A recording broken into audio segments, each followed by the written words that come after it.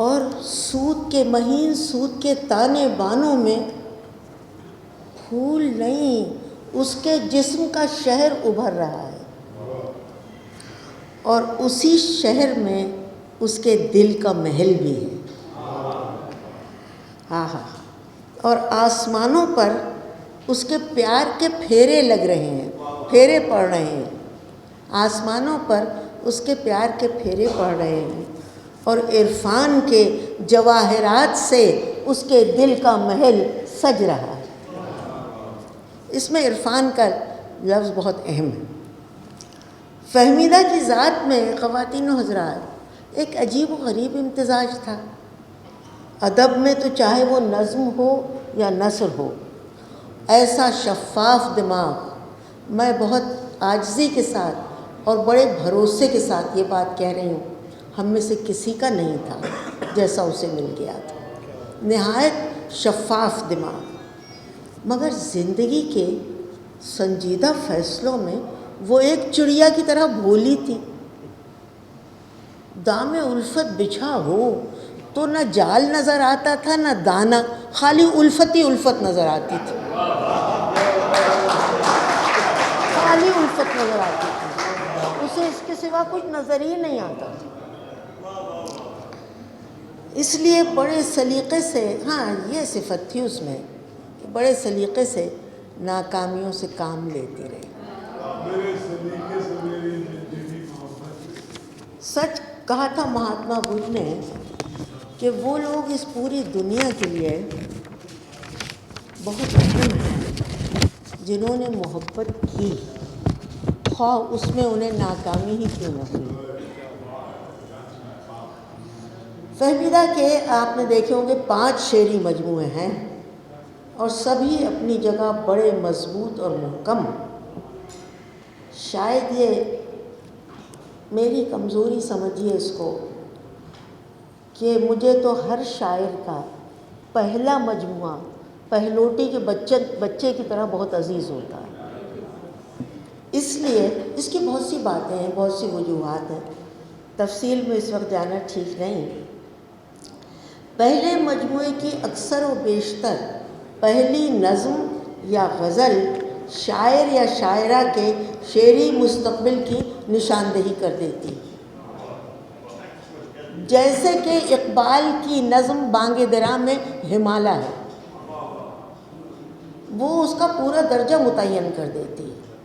اسی طرح بہت سی، میں اس کی ترتیب اور تفصیل میں جانا کیونکہ ہزاروں مجموعے ہیں، لیکن آپ یہ سوچئے کہ پتھر کی زبان کی پہلی نظم فہمیدہ کے شعری مستقبل کی نشاندہی کر دیتی ہے، جو کہ نہایت روشن ہے۔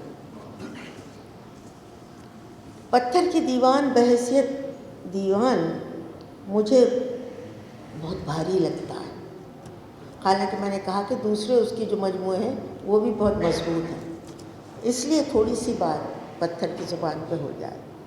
ہوا یہ کہ ہم لوگ اس زمانے میں لندن میں تھے، وہاں نون میم راشد صاحب آئے ہوئے تھے۔ کسی نے ان سے پوچھا کہ فہمیدہ کی کتاب آئی ہے، فہمیدہ ریاض کی، پتھر کی زبان، آپ کی کیا رائے ہے؟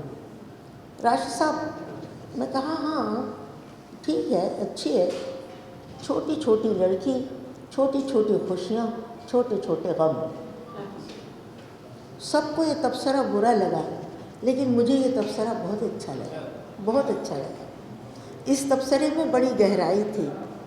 چھوٹی سی لڑکی، چھوٹی چھوٹی خوشیاں، چھوٹے چھوٹے غم، نہ دکھوں میں کوئی مبالغہ ہے اور نہ سکھوں کے بیان میں کوئی شیخی ہے، نہ ہی زمانے سے بے سروپا شکوے ہیں، شکایت بھی ہے تو تھوڑی سی ناز، تھوڑی ادا کے ساتھ، اور رقابت کا تو کہیں دور دور ذکر ہی نہیں۔ پہلے مجموعے کی پہلی نظم، جیسا کہ میں نے عرض کیا کہ اس نے تو اس کا درجہ مرتب کر دیا۔ لکھنے والی کا قلم پتھر سے گلاب نکالنے کی ہمت رکھتا ہے، مگر نوعمری کے نشے میں چھوٹی سی لڑکی یہ بھول گئی کہ پتھر سے تو گلاب کھلا لے گی، گلاب نکل بھی آئے گا، مگر انگلیاں فگار ہوں گی۔ اور ہاتھوں کو کبھی کبھی قلم بھی کیا جا سکتا ہے۔ اس کی شاعری میں اس کی زندگی کی طرح نشیب و فراز کے ساتھ ساتھ پتھر بھی ہیں، اور یہ تشبیہ کہیں سنگ میل ہے، کہیں اس کا حوصلہ ہے، اور کہیں اس کی سجدہ گاہ بھی ہے۔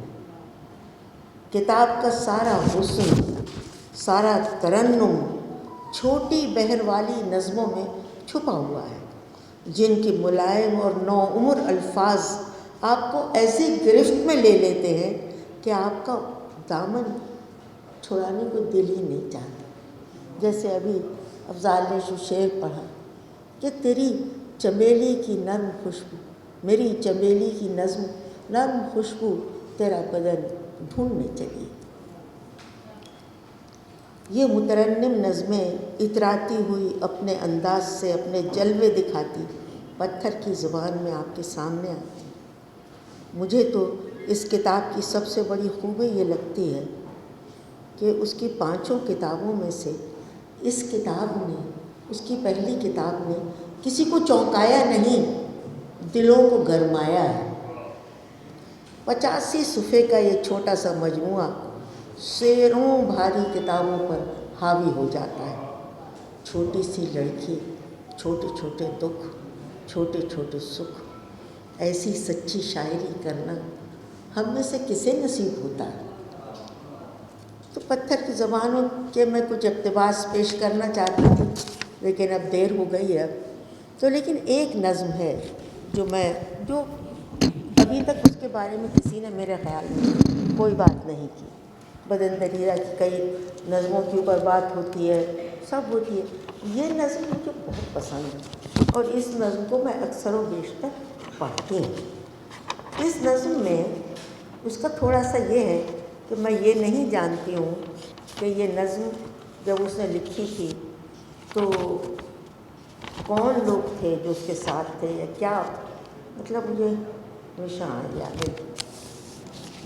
اس نظم میں امینہ کہاں گئے احمد شاہ؟ اچھا، مظہر،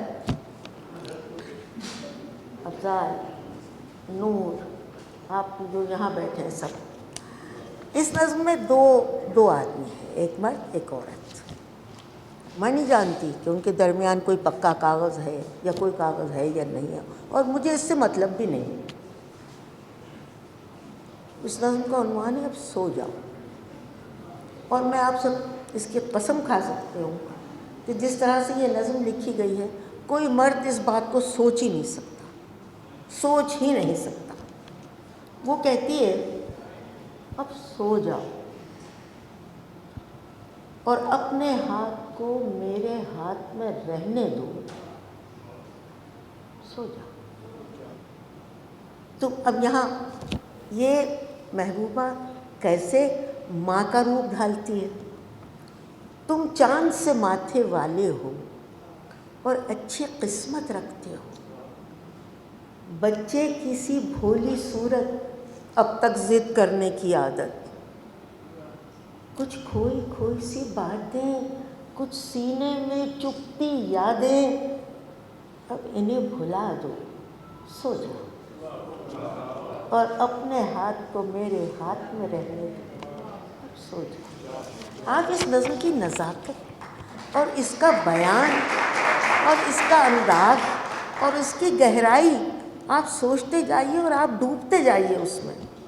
پھر کہتی ہے سو جاؤ تم شہزادے ہو اور کتنے ڈھیروں پیارے ہو، اور کتنے ڈھیروں پیارے ہو۔ اب یہ نظم ایک انگڑائی لیتی ہے اور یہ نظم اتنی اونچی چلی جاتی ہے کہ یہ آسمان چھو لیتی ہے۔ یہ سیدھی سادھی مترنم آپس کی گفتگو کی طرح سے یہ نظم چل رہی ہے، اور اس کے بعد کہتی ہے سو جاؤ تم شہزادے ہو اور کتنے ڈھیروں پیارے ہو۔ اچھا تو کوئی اور بھی تھی؟ آپ اس کو سوچیں، کیسے پوچھ رہی ہے، کس طرح پوچھ رہی ہے۔ اچھا تو کوئی اور بھی تھی، اچھا پھر بات کہاں نکلی؟ ارے کچھ اور بھی یادیں بچپن کی، کچھ اپنے گھر کے آنگن کی سب بتلا دو، پھر سو جاؤ۔ وہ تفتیش بھی نہیں کرتی، وہ سنتی ہے کہ کوئی اور تھی، مگر اس کی تفتیش کرنا اس کی خودداری کے نہیں ہے مقام میں۔ اچھا تو کوئی اور بھی تھی، اچھا پھر بات کہاں نکلی؟ ایسا کوئی لکھ سکتا ہے؟ ایسا کوئی سوچ سکتا ہے؟ ان 3-4 لفظوں کی دلکشی تو سوچئے، کیسے پوچھ رہی ہے کہ اچھا کوئی اور بھی تھی، اچھا پھر بات کہاں نکلی؟ کچھ اپنے گھر کے آنگن کی سب بتلا دو، کچھ یادیں اپنے بچپن کی سب بتلا دو۔ اس ہاتھ کو میرے ہاتھ رہنے دو اور سو جاؤ۔ یہ ٹھنڈی سانس ہواؤں کی، یہ جھلمل کرتی خاموشی، یہ ڈھلتی رات ستاروں کی، بیتے نہ کبھی، سو جاؤ سو جاؤ سو جاؤ۔ اور یہ سب کو یاد ہے، بدن دلیرا سب کہ میں سب نظمیں یاد ہیں، چادر چادر چار دیواری، لاؤ ہاتھ اپنا لاؤ ذرا، بڑی بڑی خوبصورت قداور نظمیں ہیں جو لوگوں کے دلوں کو مبہوت کیے ہوئے ہیں، دماغوں پہ چھائی ہوئی ہیں۔ لیکن ایک خوددار چھوٹی سی لڑکی چھوٹے چھوٹے دکھ اور چھوٹے چھوٹے سکھ کس طرح اس نظم کو لکھ رہی ہے۔ یہ عورت کی فطرت کا کیسا خوبصورت آئینہ، شفاف آئینہ ہے جو وہ آپ کو دکھاتی ہے اور نہایت ملائم لفظوں میں دکھاتی ہے اور چلی جاتی ہے۔ آپ سب کا بہت بہت شکریہ۔